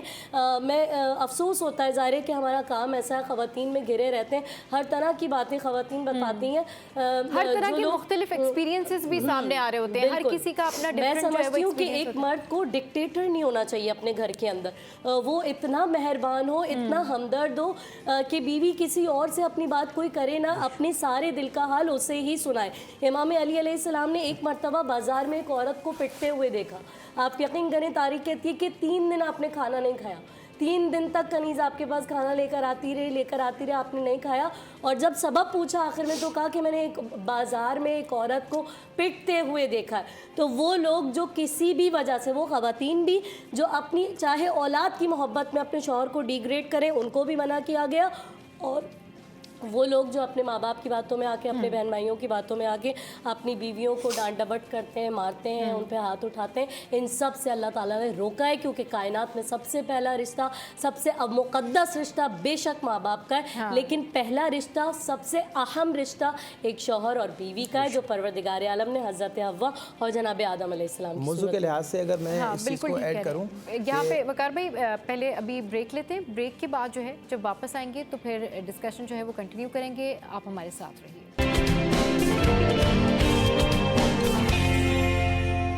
Welcome back. तो इंतहाई अहम मौजू जिसके ऊपर हम डिस्कशन कर रहे हैं कि जो मियाँ बीवी का रिश्ता होता है, ये एक्चुअल में वाकई, अभी हिरा यही बात करी थी कि ये प्यार मोहब्बत से, बराबरी से, इसी तरीके से ये रिश्ते चलाए जाते हैं। और जिस तरह से अभी मुफ्ती साहब ये बात कर रहे थे कि हमने ये जेंडर डिस्क्रिमिनेशन कर दिया है, हमें ये रिश्ते निभाने चाहिए, हमें इस मर्द और औरत के तजाद में नहीं जाना चाहिए। अगर बाप बेटी हैं तो उनको अब उनका एक खूबसूरत रिश्ता है, अगर मियाँ बीवी हैं तो उनका एक खूबसूरत रिश्ता है। तो जब हम रिश्ते निभाते हैं ना, तो ये सारे मामला जो है ना वो ख़त्म हो जाते हैं। जी वकार भाई, मैं इसमें ये कहना चाह रहा था कि अभी अगर मैं अपने फील्ड के हिसाब से अगर कोई मिसाल देना चाहूँ औरत की बर्तरी को लेकर, या उसके हकूक़ को लेकर, या उसकी एम्पावरमेंट को लेकर, तो एक सिंपल एक फैमिली केस के हवाले से अगर मिसाल दी जाए, तो मर्द जब औरत नाराज़ होकर ऐसे अपने उधर चली गई, तो मर्द के पास एक राइट है कि वो एक केस दाखिल करता है। उर्दू में तो उसको हकूक़ ज़नाशुई गालिबन कहते हैं। अच्छा। इंग्लिश में हम उसको proper name suit for conjugal rights file करता है मर्द। अच्छा, उसमें नोटिस होता है, लेडी ने आकर जवाब दिया मैं इसी वजह से नहीं रहना चाहती।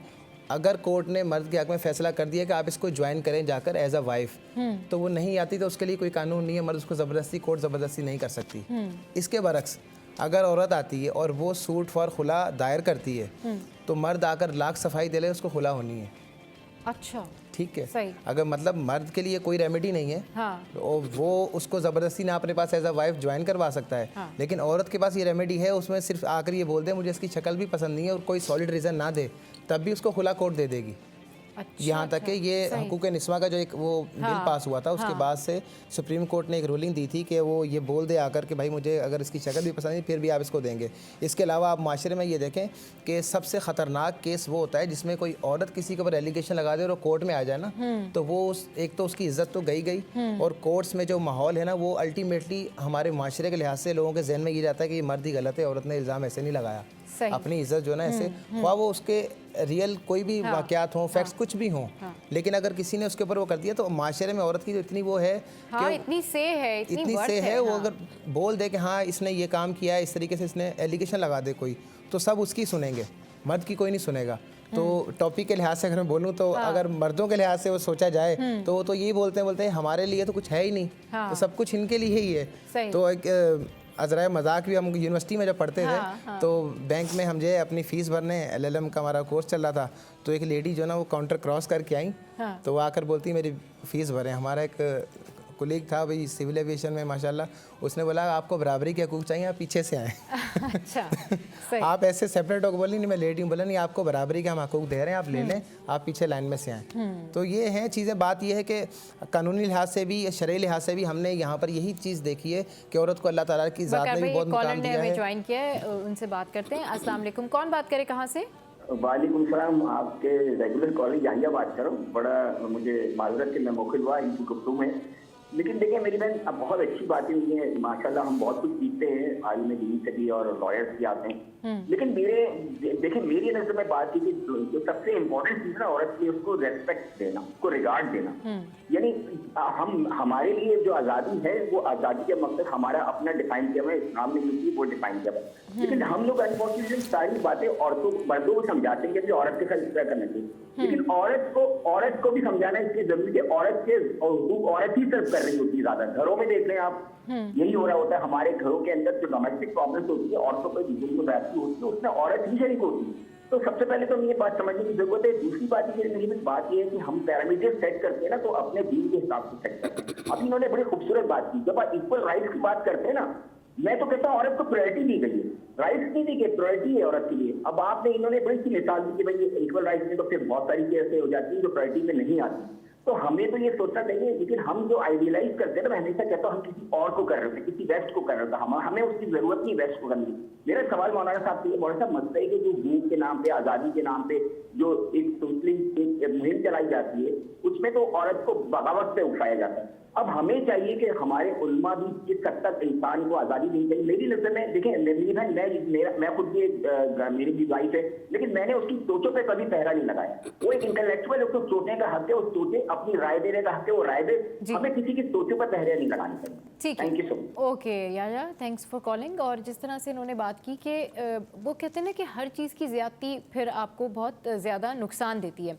तो मुफ्ती साहब, याया ने जिस तरीके से सवाल किया और दो मुख्तलिफ इन्होंने सवालात किए, उनके जवाबात आप दें। एक तो पहले उन्होंने ये कहा कि जो ख़वातीन है वही ख़वातीन के हुकूक जो है वो सलब करती हैं, और दूसरा फिर उन्होंने कहा कि इतनी ज़्यादा जो है कुछ ख़वातीन इस तरह होती है कि वो फिर हद से तजावुज़ करती हैं या बगावत की तरफ चले जाती हैं। वो इनके दोनों सवाल हैं। जी बिल्कुल, हम तो स्टार्टिंग से इस हवाले से बात कर रहे हैं कि जहाँ मर्द हो, मर्द को भी अपने तमाम तर तरीक़ों से, जैसे कि मेरी बहन ने एक बड़ी अच्छी बात की कि अगर हम इस चीज़ को ही देख लें, आपने बात तो सुनी होगी कि क़यामत के दिन अल्लाह रब्बुल इज़्ज़त सबसे पहले नमाज का सवाल करेंगे। वो इबादत में, अगर अखलाकियात में पूछा जाए कि हम सोचते हैं ना कि माँ के साथ अदब, बाप का अदब, भाई का, बड़ों का, कुलीग्स का, अल्लाह रब्बुल इज़्ज़त फरमाते हैं क़यामत के दिन सबसे पहले अखलाकियात में सवाल जो होगा, पहले एक मर्द से होगा, बताओ तुम्हारी बीवी के साथ इखलाक कैसे थे। अगर वो उसमें सही निकल आया तो बाकी इखलाक के मामलात देखे जाएंगे। और फिर इसी तरह एक बीवी एक से पूछा जाएगा, बताओ तुमसे तुम्हारा शौहर राजी था, अगर राजी था तो ठीक है। हम ना इस चीज़ को बहुत फॉर ग्रांटेड लेते हैं। एक मर्द औरत का जो रिश्ता है, इससे पूरी की पूरी नस्ल परवान चढ़ती है। तो ये दो जानिबैन रिस्पेक्ट होता है। और ऐसा ही है, कभी इस तरफ से 85% होता है, यहाँ से 25, किसी दिन यहाँ से 90%। इंसान की तबीयत है। और इसी तरह अगर मैं इसमें एक वो रिलेशन देखें, कभी भी जो रिलेशनशिप है ना, चाहे वो मर्द औरत का हो, दोस्ती का हो, किसी चीज़ का भी हो, रिलेशनशिप चलता ही ऐसे। कभी यहाँ से ज्यादा आता है, कभी यहाँ से, कभी यहाँ कॉम्प्रोमाइज होता है, कभी यहाँ कॉम्प्रोमाइज होता है। कभी कभी हक से तजावुज होने भी दिया करें, कभी कभी अपने हक का तजावुज करवा भी लिया करें। This is something, family system है ना, उसको बहुत ज्यादा वो क्या कहते हैं, दुकान पे कैलकुलेट नहीं करना चाहिए, चलता है, ऐसे ही चलता है। कभी कभी हालांकि वालदा का फर्क, कभी कभी हम भी वालदा से किसी बात पे नाराज हो जाते हैं, कभी कभी वालदा, तो ये चलता रहता है। This is the family system. ये इसका हुस्न है कि चले इस तरीके से। तो फैमिली सिस्टम को फैमिली सिस्टम लेकर चले। कोशिश ये करें, देखिए लास्ट एट द लास्ट, कोशिश ये करें कि किसी भी तौर में एक जो लाइन है ना, एक लाइन, उसको ना क्रॉस करें, चाहे वो मर्द हो रिस्पेक्ट के तौर पर अपनी बेगम, और इसी तरह बेगम अपने मर्द। तो ये फैमिली सिस्टम बहुत अच्छा चलेगा। ठीक है जी, बहुत शुक्रिया मुफ्ती साद और हिरा और वकार भाई हमारे साथ मौजूद थे, और बहुत अहम मौजू था जिसके ऊपर आज इन्होंने ये बात की। और उम्मीद है कि इनकी इस बातचीत से किसी न किसी को कोई ना कोई ज़रूर नसीहत हुई होगी। और हमारा मकसद यही होता है कि जब भी हम इस तरह की जो भी पॉजिटिव टॉपिक है वो आपके साथ में शेयर करें, तो कुछ ना कुछ आप लोगों को भी सीखने को मिले। शो में यह वक्त तो एक ब्रेक का, ब्रेक के बाद जब वापस आएंगे तो बात करेंगे होम ट्यूशन के हवाले से, और मिलवाएंगे आपको एक ऐसी ज़बरदस्त खातून से जो वाकई लोगों की खिदमत कर रही हैं। तो आपने हमारे साथ रहना है, देखते रहिए सिटी एट 10। चले जी, तो अभी हमें सादिया इमरान ने ज्वाइन किया है और ये एक बहुत ज़बरदस्त काम कर रही हैं। ये होम ट्यूशन जो है वो पढ़ाती हैं और स्पेशल बच्चों को जो है वो ये गाइड करती हैं, उनका ख्याल रखती हैं। अस्सलाम वालेकुम, कैसी हैं आप? वालेकुम अस्सलाम, बिल्कुल ठीक ठाक, अल्लाह का शुक्र। अच्छा, ये बताइए कि कैसा लगता है कि जब इतने सारे बच्चे और आप जब उनको गाइड करती हैं, उनका ख्याल रखती हैं, उनको ट्यूशन पढ़ाती हैं, तो पहले तो ये फीलिंग्स बताएं, क्योंकि जो आप काम कर रही हैं बहुत आप कार खैर वाला काम कर रही हैं, बहुत बड़ा काम कर रही हैं। जी बिल्कुल, हमेशा से मुझे ये शौक़ था कि मैं कुछ करूं। हाँ। तो स्पेशल बच्चों को, नॉर्मल बच्चों को तो लोग बहुत ट्यूशन पढ़ाते हैं, हाँ। बट स्पेशल बच्चों को कोई पढ़ाना नहीं चाहता, क्योंकि उनके लिए जो है बहुत स्पेशल स्टेमिना चाहिए। हाँ। तो इसलिए मैंने ये किया और अब जो है माशाल्लाह से होते होते 2 बच्चे 4 बच्चे, अब वो बहुत बड़े पैमाने पे फैल गए। सही। तो मेरी घर में एक जगह है लेकिन वो भी कम पड़ती है। सही। तो सादिया, कैसे ख्याल आया था कि मैं जो है ये स्पेशल बच्चों को जो है वो ट्यूशन पढ़ाऊंगी या फिर मैं ये कर पाऊंगी? ये कैसे आपके जहन में आया, या फिर कोई आप मतलब यानी कि आपने खुद, आपकी ऐसा कोई इंटेंशन था, या कोई बच्चा ऐसा आपके पास आया या आपसे मिला तो उसके बाद फिर ये आपने डेवलप किया अपना थॉट? बिल्कुल, एक जगह मैं जाती थी तो वहाँ पर एक बच्चे की अम्मी थी जो उन्होंने मुझे बताया कि मैंने बड़ी बड़ी जगहों पे इस बच्चे को पढ़वाया है, बट ये बच्चे को जो है ना कोई माइंड समझ नहीं पाता। और ये जो है, मैंने कहा ठीक है आप मेरे पास मिलवाएं मुझे। हाँ। मैं देखती हूँ उसको। तो मैं मिली और मैंने उसको बहुत कम अरसे में जो है वो बच्चा बहुत तेज़ी से जो है ना वो चीज़ें पिक करने लगा। He was the dyslexia patient. अच्छा। तो वो बच्चे बहुत शॉर्ट मेमोरी होती है, बहुत जल्दी जल्दी चीज़ों को भूल जाते हैं। सही। और वही up and down mood swings, एकदम चीज़ों को फेंक देना। तो उनको किया मैंने, तो 6 मंथ्स में वो विजिबल, उनका मदर का कहना था कि ये कई सालों में इतना फ़र्क नहीं देखा। तो फिर मुझे वहाँ से हिम्मत हुई, ये कुछ साल पहले की बात है। फिर मैंने आहिस्ता आहिस्ता ये शुरू किया कि किसी को इस तरह ट्यूशन पढ़वाना है तो डेफिनेटली मैं पढ़ाऊंगी। मैं सही। तो कैसा एक्सपीरियंस है? ये जल्दी से क्लिक कर जाते हैं, जल्दी से बात सुन लेते हैं, और मतलब यानी कि बाकी बच्चों से कितना मुख्तलिफ होते हैं, कितने हसास होते हैं?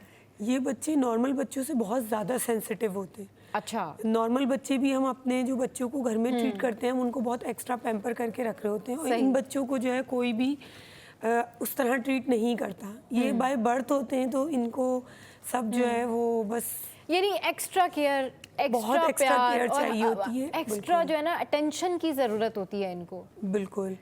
और अगर ये बच्चे आपकी बात समझ जाते हैं तो फिर ये आपको हर तरीके से आपकी बात मानते हैं। अच्छा। अगर ये एक दफ़ा आपकी उन्हें समझ में आ गया कि इस शख्स की बात माननी है, तो फिर वो। तो ये कितना मुश्किल होता है किसी टीचर के लिए ऐसे बच्चों के साथ एडजस्ट करना, उनसे अपनी बात मनवाना, उनको पढ़ाना? पहले मेंटली तौर पे उनको देखना पड़ता है कि वो बच्चा किस चीज़ को समझ रहा है, क्या चीज़ उसको पसंद है, क्या चीज़ उसको डिसलाइक करता है, तो फिर उसको आहिस्ता आहिस्ता उस तरीके से लेकर चलना पड़ता है। तो मैं भी सीख ही रही हूँ अभी पिछले 5 साल। जाहिर है आप अपने काम में कभी भी एक्सपर्ट नहीं हो सकते, आप जो भी काम करते हैं आप हमेशा सीखते रहते हैं, और ये आपका लर्निंग प्रोसेस जारी ही रहता है। तो ये अभी कितने आपके पास जो है ना वो बच्चे हैं? मेरे पास अभी 18 बच्चे आते हैं शाम में हमारे पास। अच्छा। एक मैंने अपने घर में एक जगह पूरी उसके लिए वक्फ कर ली है, बट वो भी मुझे लगता है स्टिल कम पड़ जाएगी। माशाल्लाह आप इतना अच्छा उनके साथ में और फिर वो उनके लिए फिर हम एक्टिविटीज़ भी होती हैं, कभी उनके साथ बेकिंग हो रही है, चूँकि नॉर्मली हम डिफरेंट एक्टिविटीज़ कर रहे होते हैं उनके साथ, ताकि वो ये ना समझें कि बस सिर्फ पढ़ाई है। तो अच्छा, तो सादिया, अब जब इसमें आप किस तरह से जो है ना वो डिफरेंशिएट करती हैं कि एक होता है ना टीचर का सबसे कोई एक फेवरेट स्टूडेंट होता है जो बड़ा ओबीडियंट होता है। मैं भी बहुत ओबीडियंट स्टूडेंट थी। तो जो ओबीडियंट स्टूडेंट होते हैं ना, उनसे टीचर को अलग से प्यार होता है, वो जल्दी से फ़ौरन से टीचर की बात सुन लेते हैं कि अच्छा टीचर ने ऐसे कहा, मैंने करना है ये काम। तो वो आपका कौन सा फेवरेट स्टूडेंट है वहाँ पर, और कौन सा वाला बच्चा ऐसा है आपके वहाँ पे ट्यूशन सेंटर में जो कि सबसे ज़्यादा आपकी बात मानते हैं और सबसे ज़्यादा वो क्लिक करते हैं, पिक करते हैं चीज़ों को? अगर ये फिर जब रिपीट आएगा तो वो बच्चे भी देखेंगे, बाकी भी नाराज़ हो जाएंगे। नहीं ऐसी बात नहीं, लेकिन फिर भी चले बता दें आप। ये है कि कुछ बच्चे हाँ वाकई बहुत एक्स्ट्रा, मतलब अपने नाम बच्चों ना लें, लेकिन आप वैसे ही बताएं, अपने बच्चों से ज़्यादा उनसे अटैचमेंट हो जाती है। ये है कि उससे जो है वो बच्चे बहुत, एक बच्चा है मेरे पास 14 ईयर्स का है। अच्छा। तो उसकी अपनी मदर उसको कहती है, कोई उनकी बात मनवानी होती है तो वो मुझे मैसेज करती हैं कि आज इनसे बोल दीजिएगा इस टाइम पे ये काम कर लें। तो वो मेरी बात बहुत अच्छे से मान लेते हैं माशाल्लाह से और करते हैं। मेरा अपना एक फूड का बिजनेस भी है, उसमें भी वो बहुत मेरे साथ कोऑपरेट करते हैं, अच्छा, साथ जाना सही, आना। हाँ।